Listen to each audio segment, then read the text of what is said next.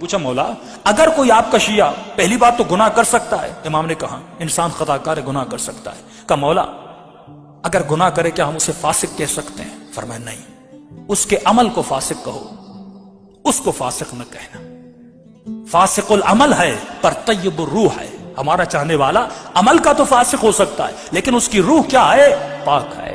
کہنے لگا مولا کیسے پتا چلے وہ آپ کا حقیقی شیعہ ہے؟ فرمایا اگر گناہ کرنے کے بعد اس کے چہرے پہ ندامت کو دیکھو، پشیمانی کو دیکھو تو سمجھ جانا ہمارا ہے، لیکن اگر گناہ کرنے کے بعد گناہ کی لذت اس کے وجود میں باقی رہے۔ کسی نے پوچھا مولا توبہ کب قبول ہوتی ہے؟ امام نے فرمایا تمہاری توبہ تب قبول ہوگی جب تو توبہ کرنے بیٹھے، فار ایگزامپل دعائے کمیل میں توبہ کرنے بیٹھے، جس گناہ سے توبہ کر رہا ہے اگر اس گناہ کی لذت تمہارے وجود میں باقی ہے تو سمجھ جانا تمہاری توبہ قبول نہیں ہوئی۔ جب تک اس گناہ کی نفرت تمہارے دل میں نہیں آتی، فرمایا تب تک تمہاری توبہ قبول نہیں ہوتی۔ تو پہلی نشانی فرمایا اگر گناہ کرے تو پشیمانی اس کے وجود میں ہو، جب تک پشیمانی نہیں ہے فرمایا تب تک یہ ہمارا شیعہ نہیں ہے اور مقابلے میں آ سکتا ہے۔ دوسری چیز معصوم فرماتے ہیں، فرمایا کچھ ایسی عادتیں، کچھ ایسے گناہ انسان کے وجود میں ہوتے ہیں جو گناہ ان کو اولیاء خدا سے دور کر دیتے ہیں۔ یہ گناہ ایک ایسی کثافت ہے، ایک ایسی نجاست ہے جو لوگوں کو اہل بیت سے دور کرتی تھی۔ یعنی جس طرح میگنیٹ ہوتا ہے، اگر آپ کے وجود میں گناہ ہے، قرآن کہتا ہے انما یرید اللہ لیذھب عنکم الرجس اہل البیت ویطہرکم تطہیرا، کہ اہل بیت کو ہر طرح کی رجس اور نجاست سے دور کیا۔ اگر نجاست میرے وجود میں آئے، اگر جھوٹ کی نجاست میرے وجود میں آئے، اگر بغض و نفاق و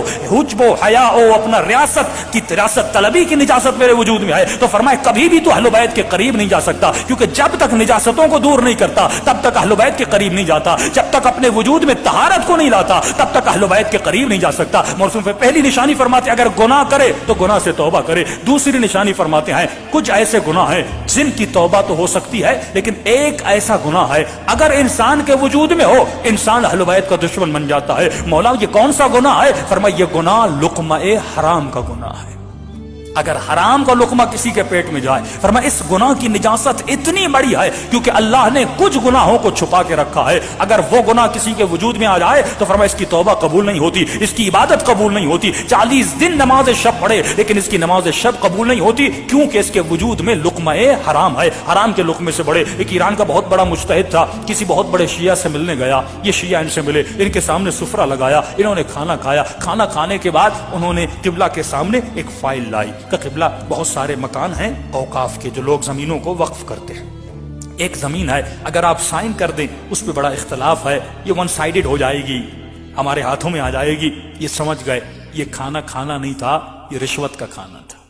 کھانا اس لیے کھلایا تھا تاکہ فارسی میں کہتے ہیں تھوڑی بہت چربی بڑھائی جائے تاکہ مولانا سائن کر دیں۔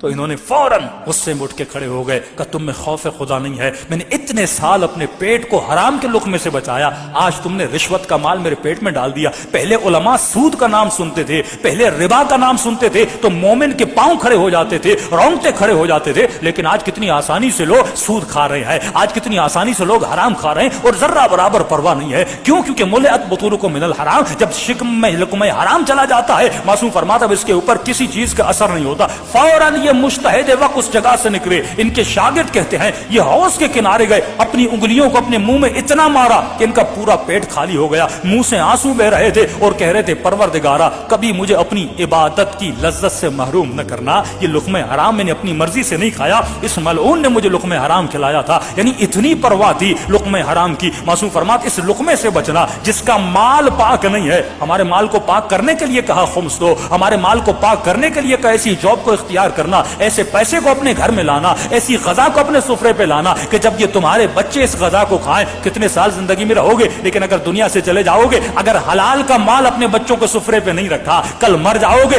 یہ بچے اس مال سے کیا کریں گے؟ اگر عیاشی کریں گے، اگر گناہ کریں گے، نقصان کس سے ہوگا؟ تمہیں ہوگا۔ لیکن بچے کی تربیت ایسی کی جیسی حسین ابن علی نے کہی، اگر مر جاؤ گے یہ بچہ ایک بسم اللہ الرحمن الرحیم پڑھے گا، رسول خدا فرماتے ہیں کئی دن سے کئی مہینوں تک اس کا عذاب جہنم ختم ہو جاتا ہے بچے کے ایک بسم اللہ الرحمن الرحیم پڑھنے سے۔ صلوات پڑھے محمد و آلہ۔